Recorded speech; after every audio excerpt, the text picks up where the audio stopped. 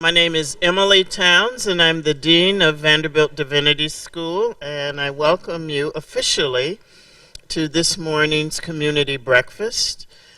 Before I introduce Dale Andrews, who will then introduce Casey Miller and Carlin Rushing, I want to ask all Vanderbilt-related folk who have your ID cards with you, if you have not already swiped outside, swipe as you leave.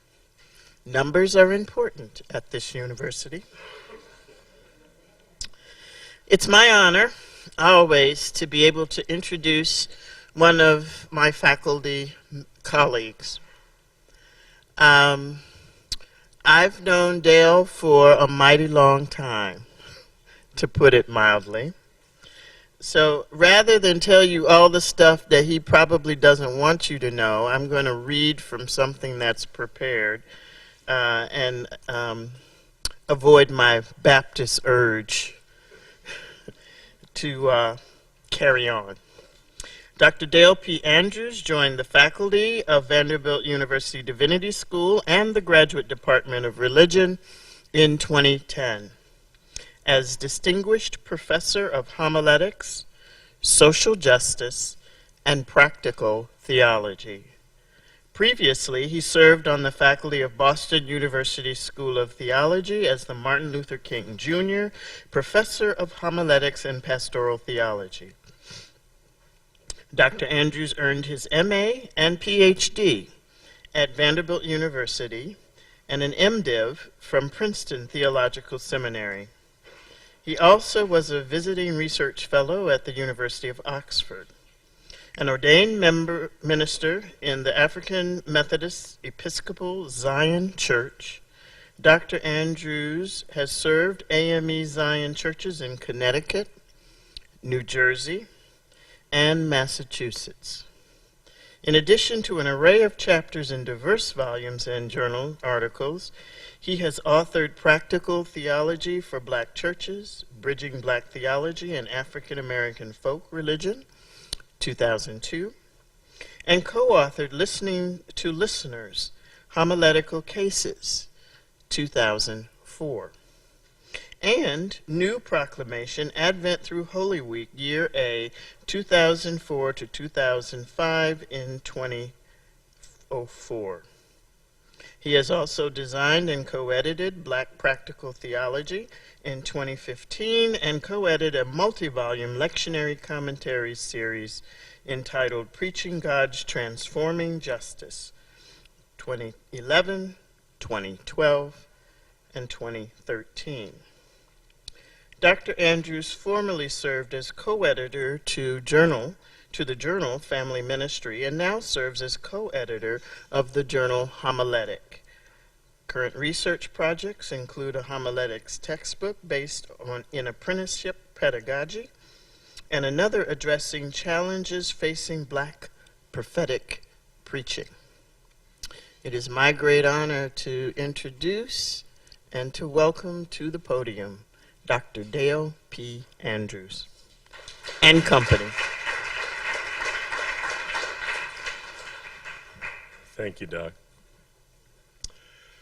When I was getting ready to, getting myself together this morning to get ready to come over here, I was just thinking through the plans for our conversation today. And honestly, the irony did not strike me until this morning that this presentation was occurring on today. And at first I thought, should I underscore that? And I had a pause, and then I thought, this is not the day to pause. And so I'm celebrating that this conversation is happening on today. And in my full transparency, I'm hopeful for those who still need to be persuaded that it persuades you before this day ends. So with that being said, if I need to apologize for my unashamed approach, please accept it. although I don't repeal it. So I'm glad to be here this morning. And I'm here with two colleagues whom I'll introduce in a few minutes, Carlin and Casey, who work with this program. And my intention this morning is to not give you a formal mini lecture, but to share with you a project that we're working on feverishly. And it's based on a grant that we recently received. And the grant project is called Vocations in Racial Justice, Transdisciplinary Activist Practitioner Scholar, or as we affectionately call it, TAPS. The program is really based on struggles over the years that many of us who were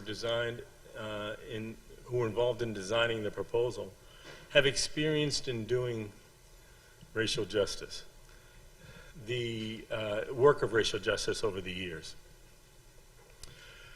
I've been involved with different justice movements for a number of years now.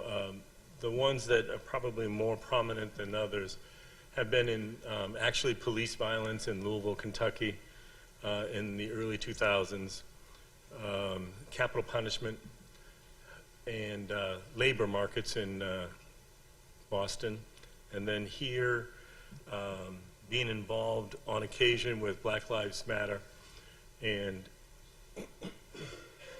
doing a lot of speaking on racial justice issues.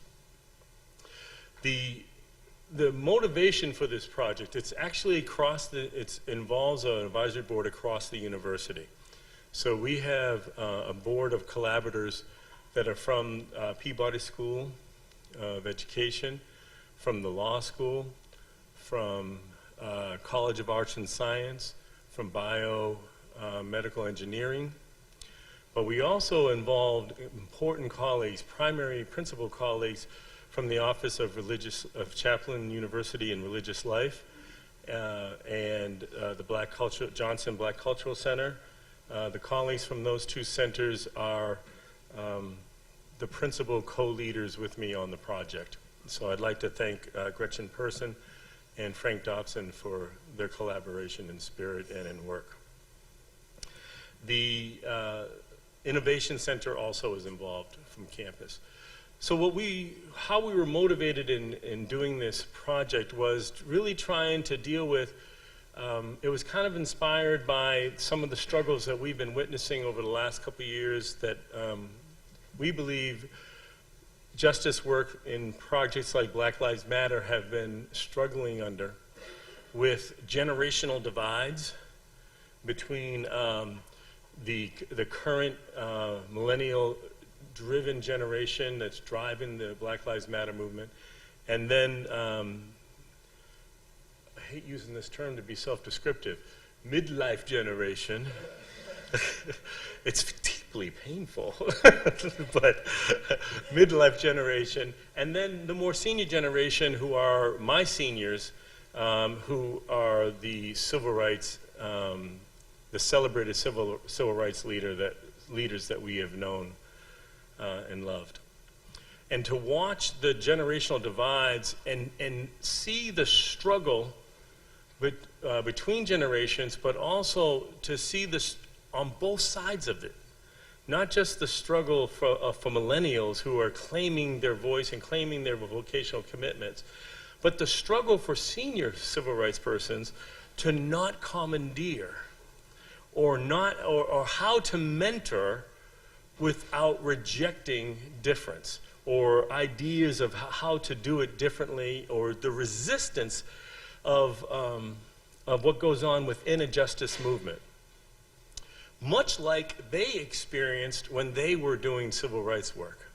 The splintering among civil rights workers in the 60s, and the divides over how to do it, how to do nonviolence work, and whether to do, after committing to nonviolent justice movement, whether to continue with nonviolence, and the splintering. So you have SCLC, then you have SNCC, and then that's not dealing with the divides yet between NAACP and CORE, and all these groups really struggling with one another, and somehow our senior civil rights mentors are forgetting that this is part of the work of discovering one's voice, but not necessarily discovering one's voice, finding different ways to work within society to develop vocations of racial justice. And the idea that there's going to be one formula and one recipe is a misguided idea. So then how do we help, as an educational institution, how do we help cultivate the idea of persons seeking vocations in racial justice? Now, the reason why we emphasize on how vocations in racial justice is another phenomenon occurred to us while we were working on this proposal. That a lot of our current leaders our public current leaders in racial issues have found themselves almost backed into that work from other vocational trajectories. So for example, you have religious cultural critics like Bell Hooks and Cornel West, whom we know, who were training for other vocations and then use their training and work in other vocations to do this religious cultural criticism to help transform society. Or perhaps you could do with just cultural critics, like Michael Eric Dyson or Melissa Harris, that now they're using their work and their vocational commitments in education itself and working at cultural criticism and political criticism, and now committing their studies and their vocations to teaching this and then working in the public sector. Or perhaps we have theological scholars like Pamela Lightsey, or pastoral scholar activists like Osagyefo Sekou, who then find themselves out of responding to the exigencies of crises. Now, through Ferguson, most acknowledgeably, finding themselves now really doing all kinds of otherwise full-time vocational racial justice work. But their training or their foundational orientations are one's in a university and one's in the pastoral office or in different capacities. So that how could a university participate in developing or helping people to develop their own visions for vocations in racial justice, where on the front end, you start developing your education not because of just special interests, but now how can you start to construct, how can Vanderbilt participate in construction of curricular design or curricular opportunities where persons can then build toward a vocations in racial justice rather than finding themselves in exigencies backed into them. So that's the impetus behind the project. So our approach is very heuristic right now. Having received the grant to which we were appealing, what our goal is to, while trying to build partnerships that are transdisciplinary, build partnerships with activists and practitioners, and build partnerships with scholars. How can we now start to use this program and these partnerships in the university and in the community to start discovering what do these folks in the work of justice making feel they need from an educational institution like Vanderbilt? How can working with them and partnering with them inform what kind of curricular designs or curricular offerings we can then propose to the university to consider transforming our curricular design, or just how can we work between departments or between schools to construct something that students can actually do, and there are different models possible. You could do a certificate, perhaps. Maybe we can design a certificate that's transdisciplinary or trans schools.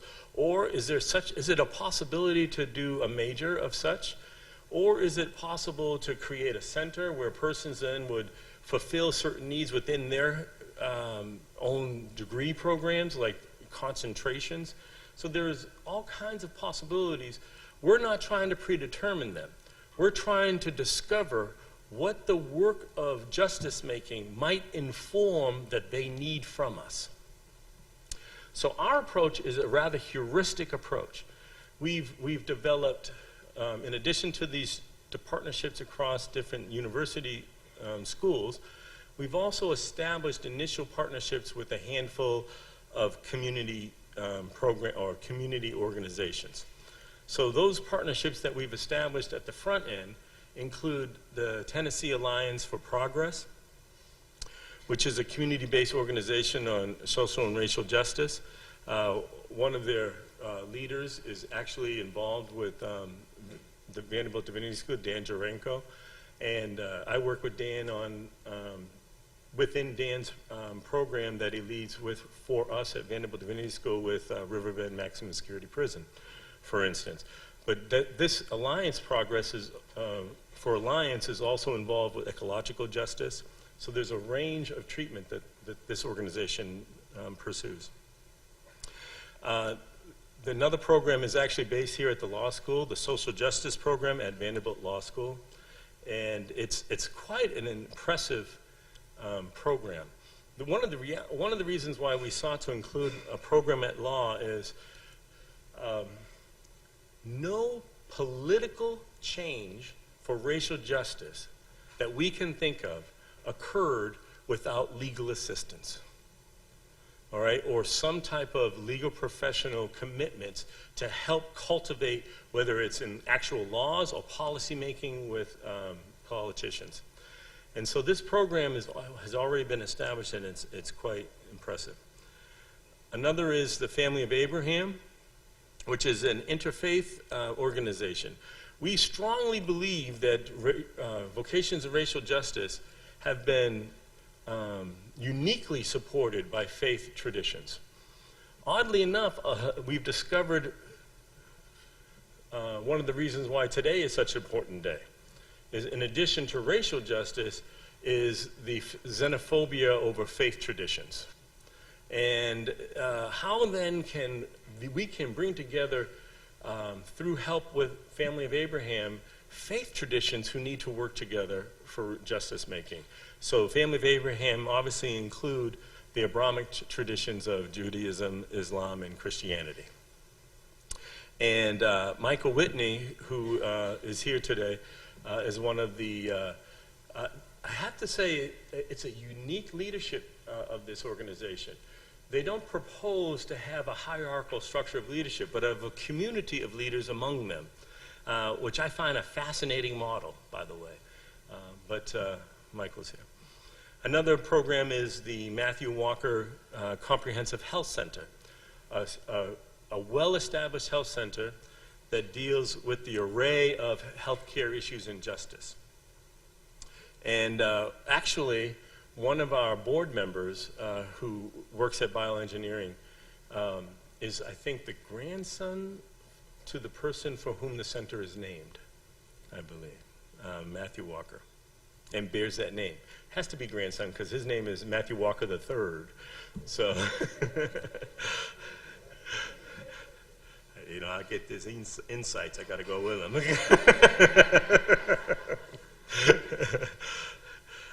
And we also have a partnership with the Vanderbilt Biomedical Engineering and Innovation Center.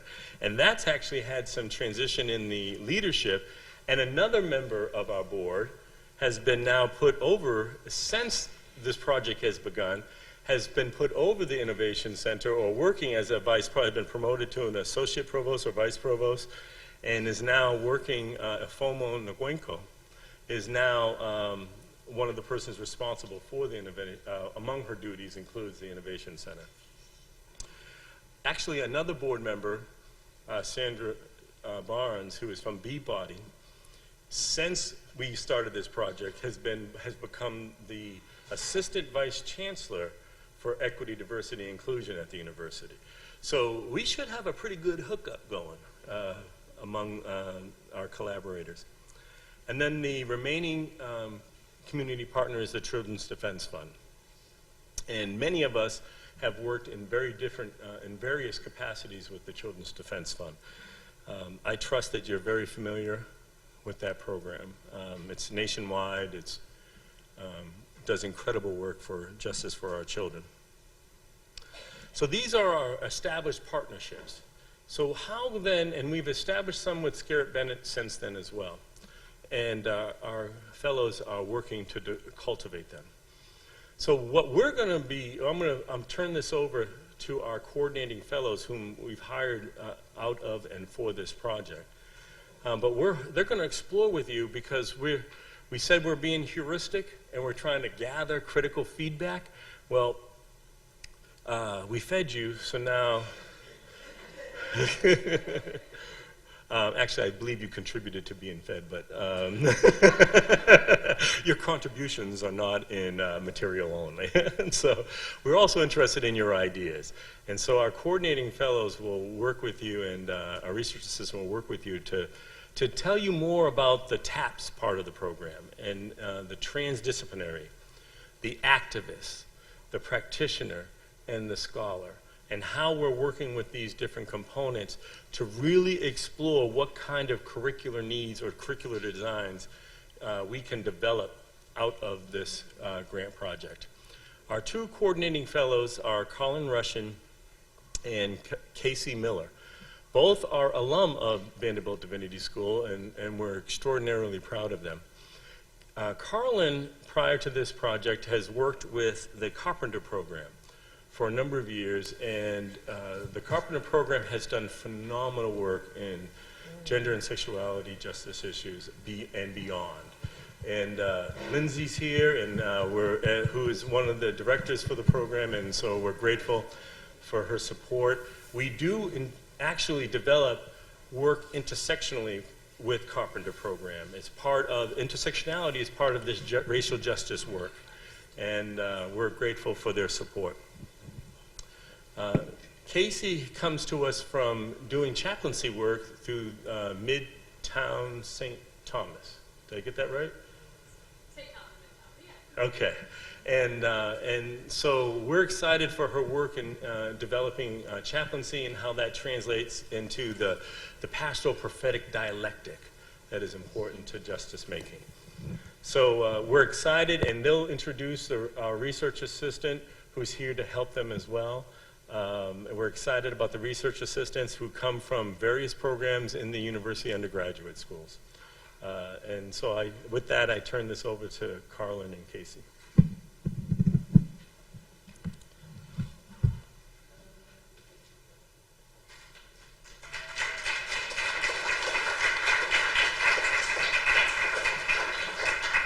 Good morning, everybody. My name is Carlin Rushing. I think we're going to start off by just talking about the process that we are undertaking right now. Before we try to create a curriculum, what we're doing currently is listening and defining what it means to embody or identify as a TAP, so transdisciplinary, activist, practitioner, or scholars. So for the past 2 months, Lindsay Godwin led us through some visioning exercises in which we defined for ourselves what it means to be transdisciplinary, what it means to be an activist, what it means to be a scholar, what it means to be a practitioner. And then we also did the same kind of activity with our 4 research assistants. And what we're sharing next is just some of the fruit of those kinds of exercises. From that, like Dr. Andrews said, we're going to ask you all to do the same thing. And so while we're going through these 4 different identities or phrases, we're going to ask that you think about which of these you most identify with, and then you're going to put yourselves into groups and work through the assets and the barriers of embodying that identity while also doing the work in the world. And so pay attention, because we're listening and we're defining together. This isn't a work that can be done in a silo. And so I'm going to let Casey take us through transdisciplinary. Yeah. Thank you. So transdisciplinary is our first concept we'll look at. And we asked Dale why he went with, or Dr. Andrews, we asked him why he and the advisory council that was putting the grant together, why they chose transdisciplinary instead of interdisciplinary. And that was one of our good questions that came out of our brainstorming with our research assistants and defining. So transdisciplinary, Dale said, was really because it was across disciplines, and someone could be interdisciplinary, but they may not have the capacity or the time or the experience in that moment to be truly interdisciplinary, but the skills and experience could be cultivated to cross disciplines and work with others in other fields. So transdisciplinary work is ultimately question-driven. It's not a targeted, field-specific concept that's addressed with the skill set that field brings. But it's a question that many people come together around.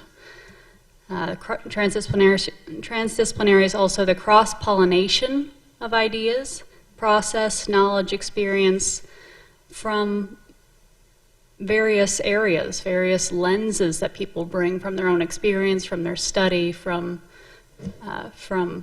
their backgrounds.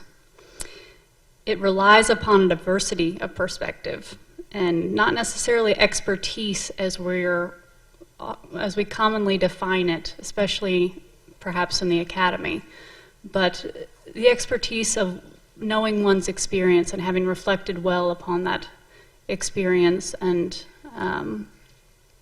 life knowledge. So that diversity of perspective is going to enrich the conversation. And ultimately, it's the rejection and reformation of siloed thinking, education and work. And we see the university taking some strides in trying to break down some of the barriers that keep everybody in the Divinity School from crossing over into the law school sometimes, or thinking about the medical world. So that's what we've come up with thus far for transdisciplinary. And then again, as Carlin said, we'll be asking you to reflect on each of these that resonates with you. So, and we'll be asking you about values and barriers and assets of these. So I'll let Carlin take the next one. Okay, so the activist brainstorming that we came up with, one of our research assistants, Marguerite, has us listening to different podcasts, and I think it's called On Being. Krista Tippett is interviewing Ruby Sales, and Ruby Sales answers the question, or she poses the question that an activist responds to or is thinking about: where does it hurt? And so I think that is kind of our driving force in defining or thinking about what it is to be an activist. They're responding to, they're noting, they're pointing to places in the greater scheme of the world, in the greater scheme of things, where it hurts. We also understand activists as these visionaries or seers, folks who have what we call an eschatological imagination. They see the end times, and they're in the process are constantly thinking about, okay, well, how do we start anew? What do we do when things are, coming, the way the world is right now, actually. Social change agents that center those directly impacted or affected. So some of the values or the ethics that we think are required of good activists or folks who are doing activist work are people who are centering the folks who are directly impacted. We're not speaking because this is something that I know and I haven't lived it, but what are the folks, the voices who are most marginalized? What are they saying, and how are we empowering and making space for those voices to be heard? And then we just brainstormed a list of folk who we believe are excellent examples of activists. And so we talked about Ella Baker and Septima Clark, Fannie Lou Hamer, Ida B. Wells, Mary Hooks, who is currently co-director of SONG, Southerners on New Ground, and doing excellent work in organizing and activist fields. And then Alicia Garza and other the founding members of Black Lives Matter. So keep that in mind as you all prepare to break into your groups and think about what it means to be an activist. Practitioner is Casey. Practitioner are people that really identify with translating theory into practice and usually have a specialized skill set that they bring to the table.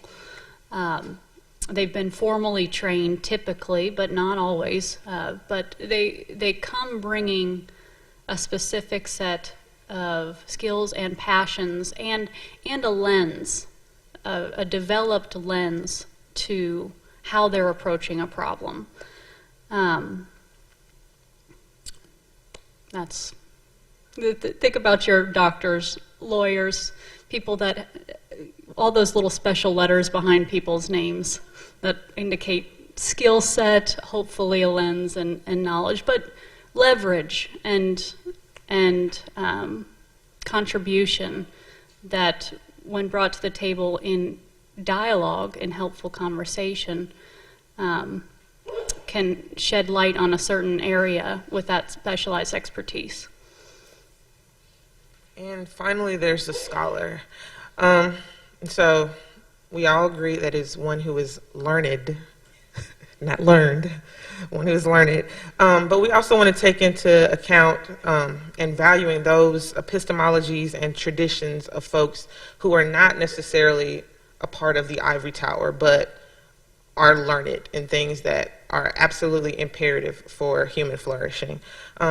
Scholar is someone who is a believer in the power of ideas and is guided by curiosity and observation and experience and making those things, turning those things into theory, and we hope creating practice and spaces for reflection, as well as promoting the cultivation and dissemination of knowledge. And so those are just a handful, because we have charts full of how we're defining this and the barriers and the morals and the ethics that go into this. But we really want this to be a living laboratory. And so instead of us telling you what we've been doing over the past few months, we really want to mine the room. And so Marguerite, who is one of our research assistants, she's a senior public policy major in Peabody School of Arts and Sciences. She's from Indianapolis, Indiana. Excellent research assistant. She's taking around newsprint, and so we're asking you all to self-select. There are more of you than we thought would show up, and so we can create some more newsprint if you feel that your group is too large. But transdisciplinary folks, if you feel that that is where you exist in the world, if that's how you show up, if that's the work that you're interested in, please move to that area now.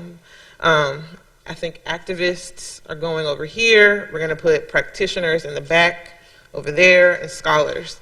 And if you find that your group has more than 6 people, come and get another sheet of paper and get another group going. And what we want you to do while you do that is to think about the questions that are written on this paper. What are the skills?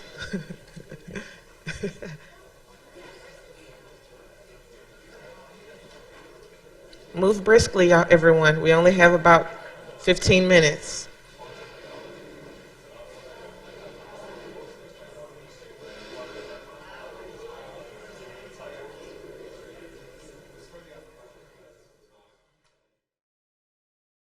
You need to be in conversation with people who are experiencing the issues that you're seeking to change.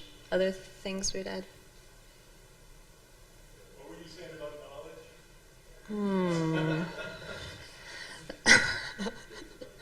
Okay. Oh no. Go ahead. It was your bit. So activists have to be motivated to access knowledge, to be in conversation with people who are experiencing the issues that they're seeking to change, and that it's a dialectical process of needing to practice and reflect in the way that we gain knowledge. Is that accurate? I'm so done. That was perfect. Thank you, Lauren. You're hilarious now. I volunteer to describe if someone else reported out. Come on, one of the Joy, I'm calling you out. Alrighty. For the sake of time, one of the main things that we identified was that, in a sense, transdisciplinary is also visionary, and that in seeing the different parts, part of the reason we do that is to synthesize. We have to see the forest rather than the trees, because for all the parts that exist, we work to kind of try and pull them together. So, Thank you.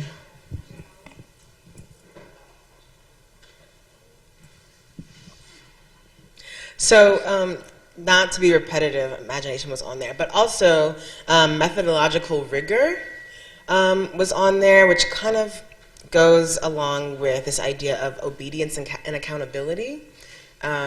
Obedience to disciplines, to traditions, sometimes to people, and accountability to communities where scholars come from or belong to.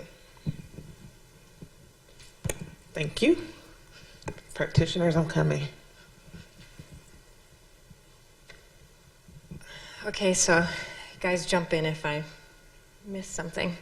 Okay, so we talked about practitioners as part of larger institutions and as working within those institutions, and so there's sort of the practical side of being a practitioner, that there's often an economic lens that they need to take, that they often engage centers of power and influence within the organizations that they're working.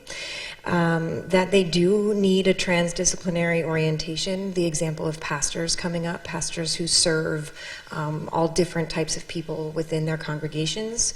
We saw them as being within their context, that they are always working in a contextualized manner, and that they have to always be fighting to stay open and fighting to engage in the everyday of what's happening in their context, so that they can sort of meet the status quo with a measure of skepticism to even recognize those moments when they can make a small change.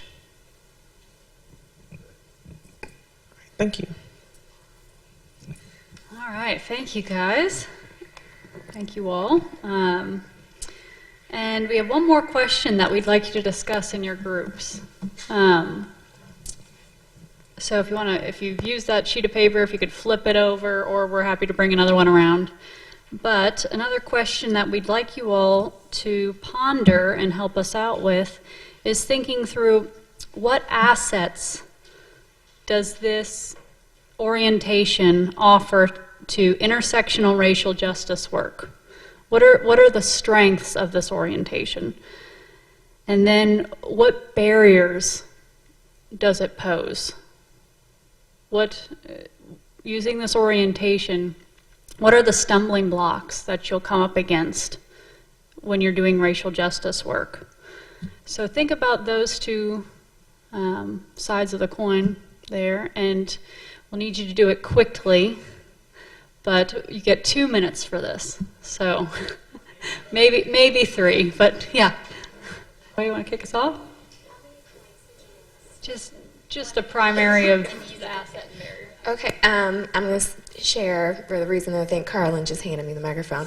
But one of our key assets, so I will say really fast, we were talking a lot about how one of the main drawbacks is because I love that you use the phrase, he said, we're a jack of all trades but a master of none. But that then leads to understanding that our role is more not to do collaborative work, but to facilitate collaborative work among other groups of folks. So bringing other people together who are the experts.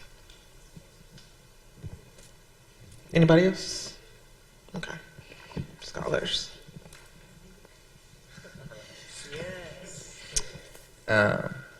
So one thing that we thought was valuable was specifically pushing on the promotion of promote cultivation and dissemination of knowledge, was the availability to shape culture through music, or through books, or through like being a poet, or whatever it might be, whatever field that an individual may fall in. we thought that that was something that was really valuable. And then something we thought that may have been a setback would be getting caught up in like theory and ideas and like somewhere out in the clouds when it's like, no, we got to get this thing on the, like with practitioner, like we got to get this thing on the ground. Like we have to like start moving, like making things happen instead of just like talking about what this word means when you say it, or like this word might be interpreted different. So all that kind of stuff. Thank you. Practitioners. Okay, so we started out by talking about how depending on where the practitioner is, it would really shape the way, the way that they're making changes and what that might look like. So it could be connecting people in your job. It could be the way you disperse funding, or the conversations you have, or the content that you create. And so it can look really very different across those disciplines. And that being, but on the flip side of that, that being embedded in that institution and in your role can become a liability if you get too comfortable there. And we also sort of created a triangulation of needing to meet people where they are in whatever change process they are in, that it can therefore be hard to define your goals and keep pushing forward. And so you have to be comfortable with some measure of ambiguity, and that's sort of the bottom of that triangle is to be very patient and be okay with taking steps even if you're not sure what that end is going to be. Thank you. And finally, activists. We mixed it up.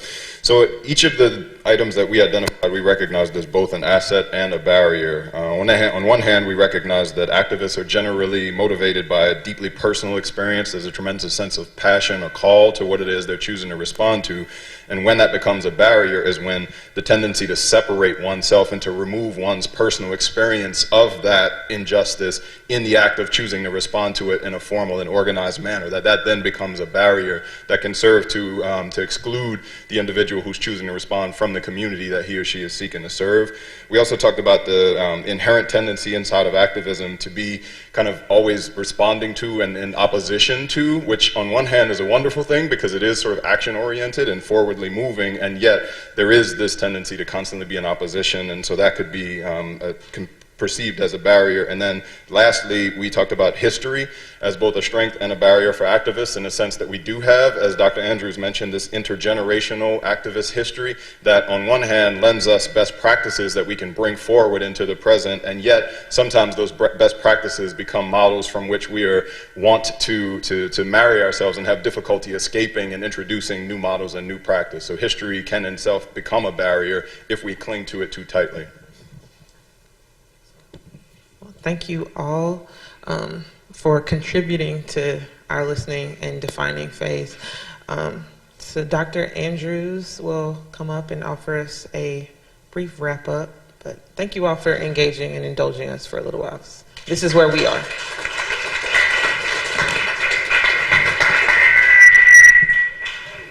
That was you. That's probably how I sound to my children. Just briefly, Michael asked if he could share something about Family of Abraham.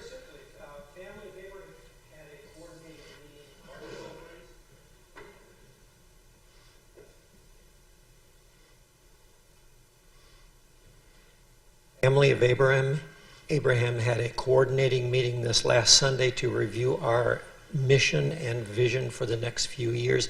And what was really at the core of it was that we, when we're putting on events for the public, have a shorter presentation, but tables where people break out and then discuss amongst themselves. That's really the essence of what we want to tap into, is what you're doing right now. Thank you, Michael. What you've experienced here in brief, we believe is part of our struggle in justice making extensively. Even the struggle to who's going to represent the voice of a group, of ideas, and how do we represent them well?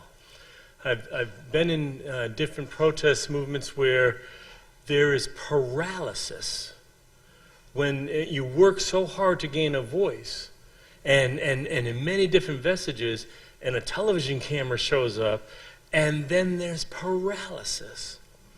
Not because persons cannot speak, but that the responsibility of how to organize the work of justice making and what to select in those moments and with whom to dialogue and with whom to challenge becomes a difficult process.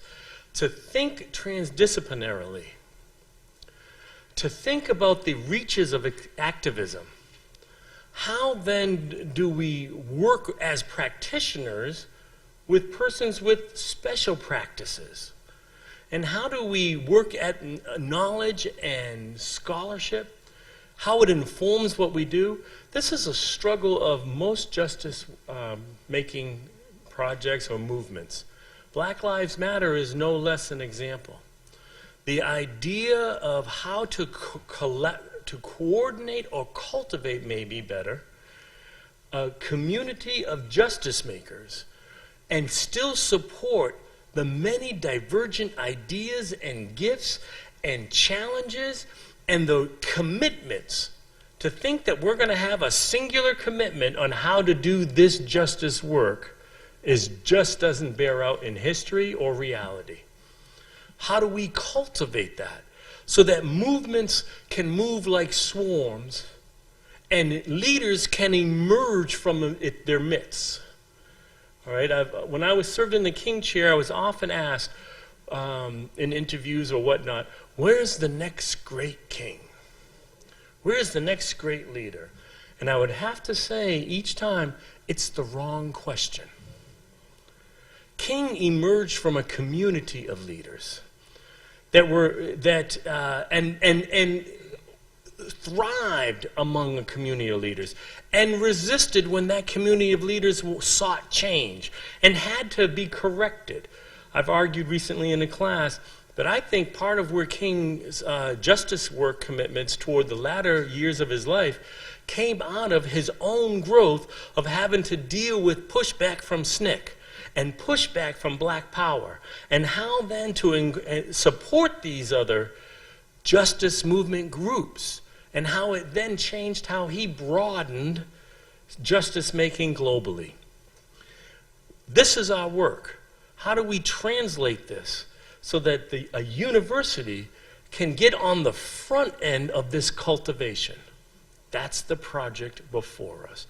How can we get on the front end of this cultivation? We thank you for joining with us in this work. It's rather than having one professor over here teaching practical theology in the public church, another professor teaching prophetic preaching and social justice, another professor teaching warrior chanting, another professor teaching pastoral theology and ethics in the streets. These are incredible opportunities. On a good day, we must say. How we cultivate that together is our growing edge. Vanderbilt has extraordinary gifts, and with planting seeds in many fields, how then can we get on the front end of cultivating it for justice making? Thank you for joining us today.